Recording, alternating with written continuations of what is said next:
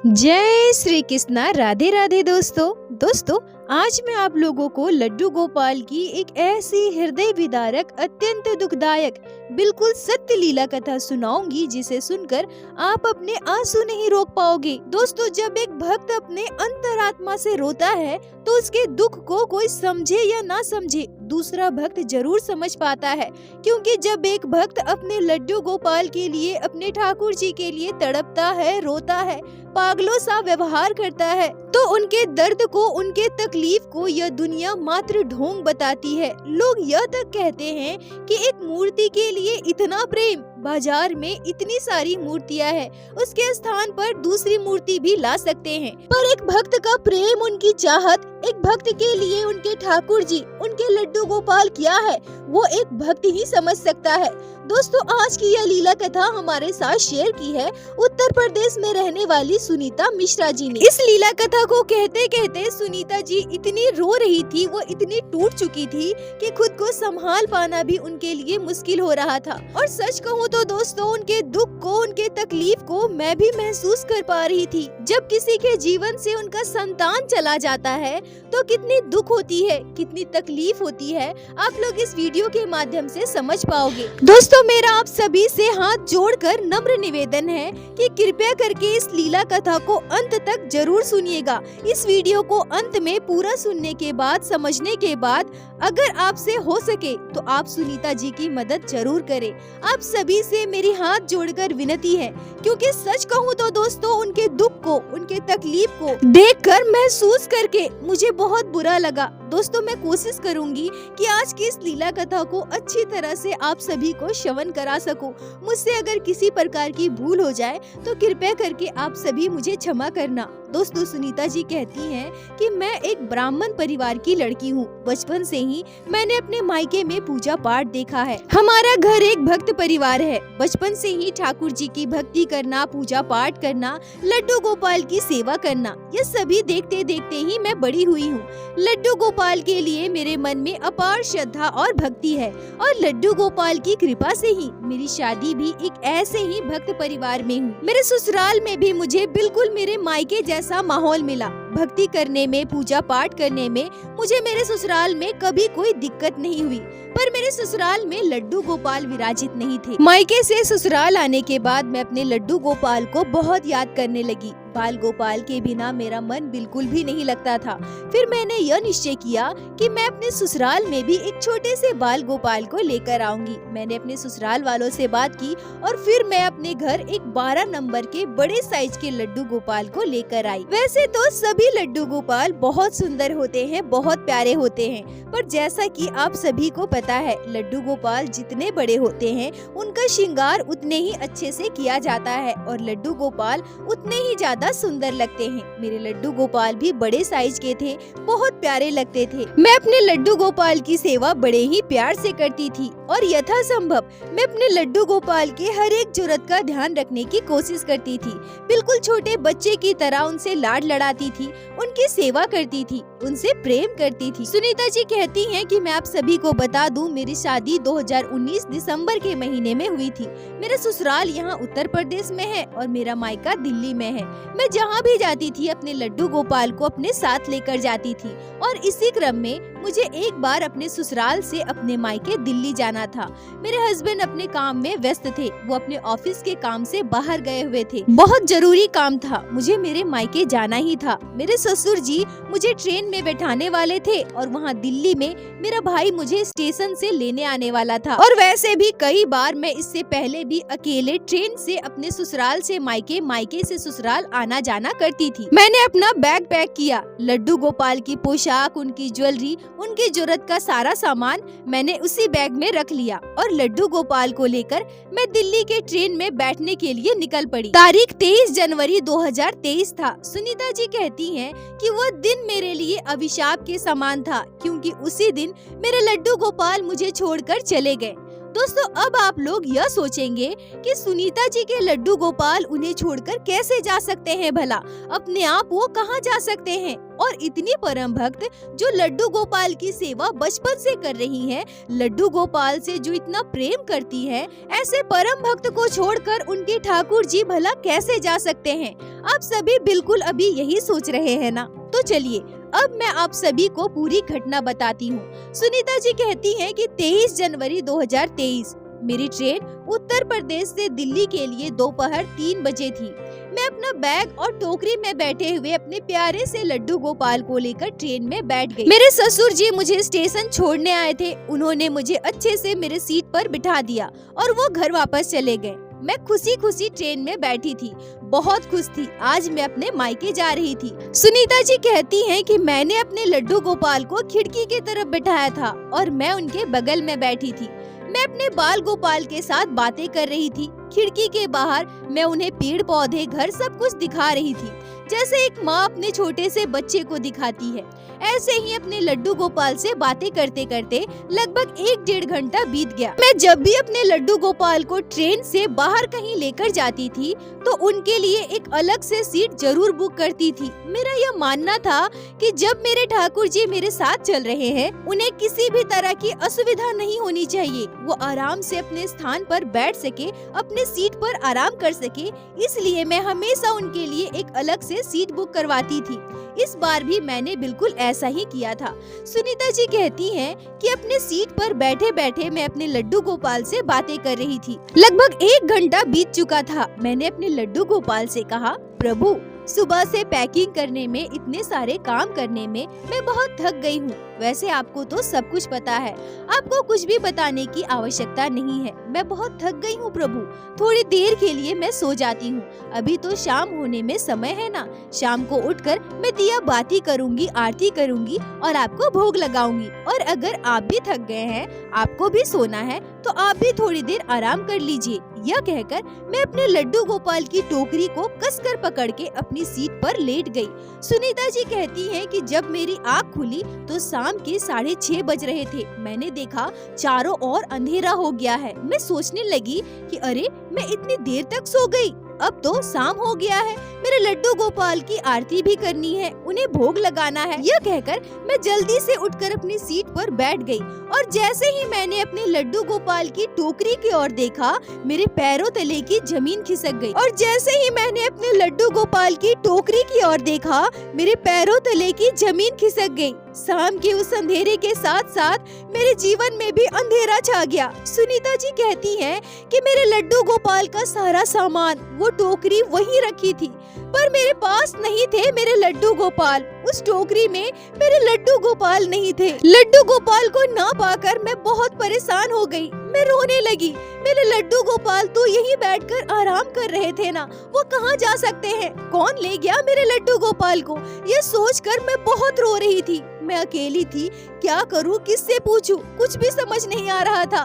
मेरे अगल बगल सीट में जो लोग बैठे थे, मैंने सबसे पूछा। मैं सबसे पूछने लगी कि आप में से किसी ने मेरे लड्डू गोपाल को देखा है क्या? वो यहीं इसी टोकरी में बैठे हुए थे, इसी स्थान पर बैठे हुए थे। पर सबने यही कहा कि हमें नहीं पता, हमने ध्यान नहीं दिया आपके लड्डू गोपाल कहाँ गए, कौन लेकर गया उन्हें। सुनीता जी कहती हैं कि मैं बाहर की ओर देखती हूँ तो चारों ओर अंधेरा था और ट्रेन एक स्टेशन पर रुकी हुई थी। अपने आसपास चारों ओर लड्डू गोपाल को मैं ढूंढने लगती हूँ, सीट के नीचे चेक करती हूँ। मैंने सोचा कि कहीं मेरे लड्डू गोपाल नीचे तो नहीं गिर गए, पर मेरे लड्डू गोपाल मुझे कहीं नहीं मिले। दोस्तों जरा सोच कर देखिए, अगर किसी भक्त के जीवन में ऐसी स्थिति आए, उनके जीवन में इतना बड़ा अंधकार छा जाए, तो उनकी क्या दशा होगी। सुनीता जी कहती हैं कि उस समय मैं बिल्कुल अकेली थी, मेरा दिमाग काम नहीं कर रहा था। मैं क्या करूं, कहां जाऊं, किससे पूछूं? मैं बस रोए जा रही थी। पर मैंने सोचा कि ऐसे रोने से तो नहीं चलेगा,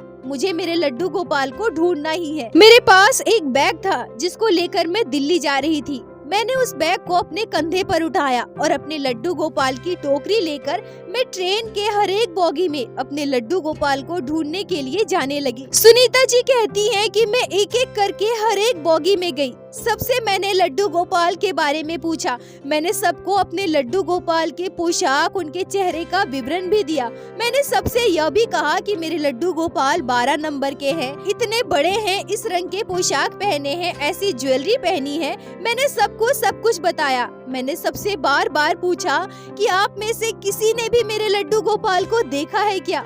पर दुर्भाग्यवश किसी को भी मेरे लड्डू गोपाल के बारे में कुछ भी पता नहीं था।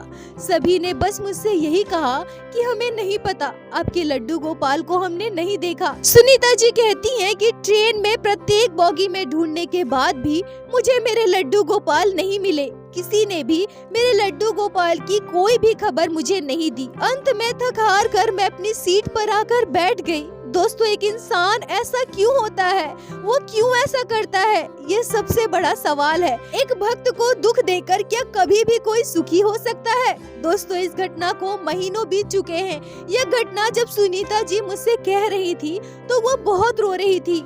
उन्हें मैं कैसे सांत्वना दूं? उनसे मैं क्या कहूं? मेरे पास कोई शब्द नहीं है। दोस्तों, इस घटना को सुनने के बाद बहुत सारे लोग यह भी कहेंगे कि एक बार अगर लड्डू गोपाल खो गए तो क्या हो गया? उनसे कहिए दूसरे लड्डू गोपाल को लेकर आए और उनकी सेवा करें।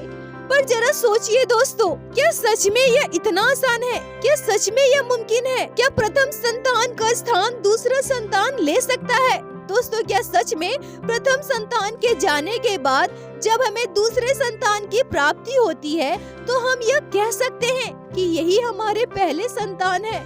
बिल्कुल भी नहीं दोस्तों। एक भक्त इस बात को संपूर्ण रूप से समझ सकता है।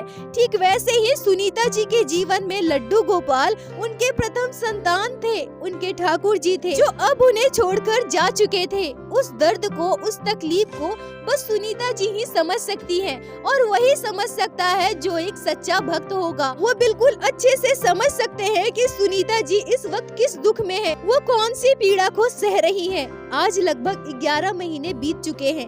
आज भी सुनीता जी इंतजार करती हैं कि उन्हें उनके लड्डू गोपाल वापस जरूर मिलेंगे। कहीं न कहीं से उन्हें उनके लड्डू गोपाल की खबर जरूर मिलेगी। ऐसा कोई चमत्कार जरूर होगा कि उन्हें उनके लड्डू गोपाल वापस मिल जाएंगे। दोस्तों, क्या पता, हो सकता है कि उनका यही विश्वास उनके लड्डू गोपाल को उनके पास लेकर आए, या फिर यह भी हो सकता है कि लड्डू गोपाल किसी और भक्त पर कृपा करके उनके साथ चले गए हो। दोस्तों, यह तो हम में से किसी को भी नहीं पता कि लड्डू गोपाल के साथ क्या हुआ होगा, वो कहाँ गए हैं। हम अपने अपने हिसाब से जो भी सोच पा रहे हैं सभी हमारी कल्पनाएं हैं। वास्तविकता क्या है यह हम में से किसी को भी नहीं पता। क्या सच में लड्डू गोपाल कभी सुनीता जी के पास वापस आएंगे, या फिर लड्डू गोपाल किसी और भक्त पर कृपा करके उनके साथ चले गए हैं? उस दिन आखिर हुआ क्या था? लड्डू गोपाल को कौन लेकर गया? हम में से किसी को भी कुछ भी नहीं पता। सुनीता जी कहती हैं कि उस समय मुझे बिल्कुल भी समझ में नहीं आ रहा था कि यह मेरे साथ क्या हो गया। क्या सच में मैं कभी भी अपने लड्डू गोपाल को वापस पाऊंगी? यह भी मैं समझ नहीं पा रही थी। सब कुछ मुझे असंभव प्रतीत हो रहा था। एक पल में मेरा सब कुछ खत्म हो गया। पूरा रास्ता मैं रोती रही और रोते रोते मैं दिल्ली पहुंच गई। फिर मैं दिल्ली पहुंचकर सबको इस घटना के बारे में बताई। इस घटना को सुनकर सभी उदास हो गए, पर अब बहुत देर हो चुका था। सुनीता जी कहती हैं कि लड्डू गोपाल हमेशा के लिए मेरे जीवन से जा चुके थे। दोस्तों, जरा सोच कर देखिए, अगर हमारे जीवन से हमारा संतान छिन जाता है तो हमें कितनी तकलीफ होती है, कितना दर्द होता है। शायद हम इसे सह भी ना सके। वही दर्द, वही तकलीफ सुनीता जी सह रही है। वो जिस दर्द को झेल रही है, शायद उसकी कल्पना हम कभी कर भी नहीं सकते। और दोस्तों, इस दर्द को, इस तकलीफ को मात्र वही समझ सकता है जिसके साथ ऐसी घटना घटती है। दोस्तों, सुनीता जी बार बार रोते हुए मुझसे कह रही थी कि दीदी, शायद मैं लड्डू गोपाल की भक्ति ठीक से नहीं कर पाई, शायद मैं लड्डू गोपाल से वो प्रेम न कर पाई, इसलिए लड्डू गोपाल रुष्ट होकर मुझे छोड़कर चले गए हैं। दीदी, आप मुझे बताइए ना, आप तो लड्डू गोपाल की भक्त है ना, आप तो अपने ठाकुर जी से बहुत प्रेम करती है। आप एक बार मेरे लड्डू गोपाल से पूछिए ना दीदी, वो कहाँ है, किस हाल में है, मुझे छोड़कर क्यों चले गए, वो ठीक तो है ना? दीदी, मुझे और कुछ नहीं चाहिए, मुझे बस एक बार पता चल जाए कि मेरे लड्डू गोपाल कहाँ है। दोस्तों, सुनीता जी बहुत रो रही थी। मुझसे कह रही थी कि दीदी आप मुझे बताओ मेरे लड्डू गोपाल कहाँ है, मुझे बस इतना जानना है कि मेरे लड्डू गोपाल ठीक है ना, खुश है ना। मैं कभी भी उन्हें वापस नहीं चाहूंगी, मैं कभी भी उन्हें अपने पास लाना नहीं चाहूंगी। वो जहाँ है वहीं अगर खुश है, मेरे लड्डू गोपाल अगर वहाँ ठीक है, तो मुझे इससे ज्यादा और कुछ भी नहीं चाहिए। मुझे मेरे लड्डू गोपाल कभी भी वापस नहीं चाहिए। बस मुझे इतना जानना है कि मेरे लड्डू गोपाल कहाँ है, वो ठीक है ना। मैं कभी भी अपने कान्हा को अपने पास वापस आने के लिए नहीं कहूँगी। बस मुझे एक बार बता दो दीदी मेरे लड्डू गोपाल कहाँ है। पर दोस्तों सच कहूँ तो सुनीता जी के सवालों का जवाब हम में से किसी के पास नहीं है। लड्डू गोपाल कहाँ है, कौन उन्हें लेकर गया, बाल गोपाल के साथ क्या हुआ, ये हम में से किसी को भी नहीं पता। पर इंसान इतना निष्ठुर कैसे हो सकता है? एक भक्त को दुख देकर, उसे तकलीफ देकर क्या कोई सुखी हो सकता है? चोरी करके अगर हम अपने घर में ठाकुर जी को विराजित करते हैं, तो क्या हमारे लड्डू गोपाल खुश रहेंगे? क्या बाल गोपाल हम पर कृपा करेंगे? कभी भी नहीं। अगर एक छोटा सा बच्चा अपने परिवार को छोड़कर, अपने माता पिता को छोड़कर, अपने घर को छोड़कर कहीं और खुश नहीं रह सकता है, तो फिर वो तो हमारे ठाकुर जी हैं, हमारे लड्डू गोपाल। वो भला अपने भक्त को छोड़कर, अपने परिवार को छोड़कर खुश कैसे रहेंगे? दोस्तों मुझे नहीं पता सुनीता जी के लड्डू गोपाल को कौन लेकर गया, पर अगर वो सच में ठाकुर जी के भक्त होंगे और उनके पास अगर ये मेरा वीडियो पहुंचता है, तब वो समझ पाएंगे कि सुनीता जी कितनी तकलीफ में है, और वो समझ पाएंगे कि उन्होंने सुनीता जी के साथ कितना बुरा किया है। एक भक्त को तकलीफ देकर कभी भी कोई खुश नहीं रह सकता है। दोस्तों मैं आप सभी से हाथ जोड़कर प्रार्थना करना चाहूंगी कि कृपया करके इस वीडियो को ज्यादा से ज्यादा शेयर करें। आप लोग इस वीडियो को इतना शेयर करें कि यह वीडियो उस इंसान तक पहुंच सके जिन्होंने सुनीता जी के साथ इतना बुरा किया है, उनके लड्डू गोपाल को उनसे दूर किया है, ताकि वो समझ सके कि वो कितने बड़े अपराधी है। और दोस्तों ये हम सभी की जिम्मेदारी है कि उस इंसान को उनकी गलती का एहसास करवाए।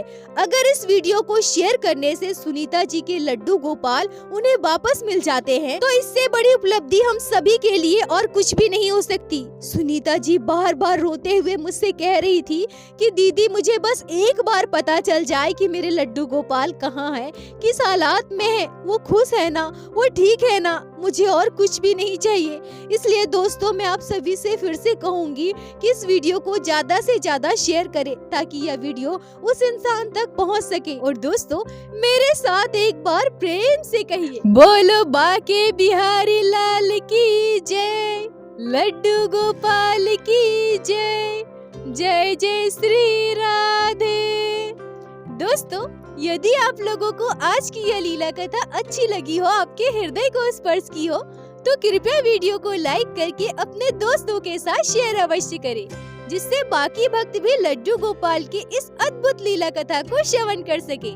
और हमारे चैनल को सब्सक्राइब करें, जिससे प्रतिदिन आप लोग हमारे चैनल पे श्री बाके बिहारी श्री लड्डू गोपाल की लीला कथा सुन सके। दोस्तों यदि आपके जीवन में घटी हो कोई भी चमत्कारी घटना, या लड्डू गोपाल ने कभी भी की हो कोई भी लीला जिसे आप हम सभी के साथ शेयर करना चाहते हैं, तो कृपया हमें इंस्टाग्राम पे मैसेज करें। हम आपसे कांटेक्ट करेंगे और आपकी उस लीला कथा को हमारे चैनल पे बाकी सारे भक्तों के साथ शेयर अवश्य करेंगे। लड्डू गोपाल की कृपा आप पर और आपके पूरे परिवार पर बनी रहे। राधे राधे दोस्तों।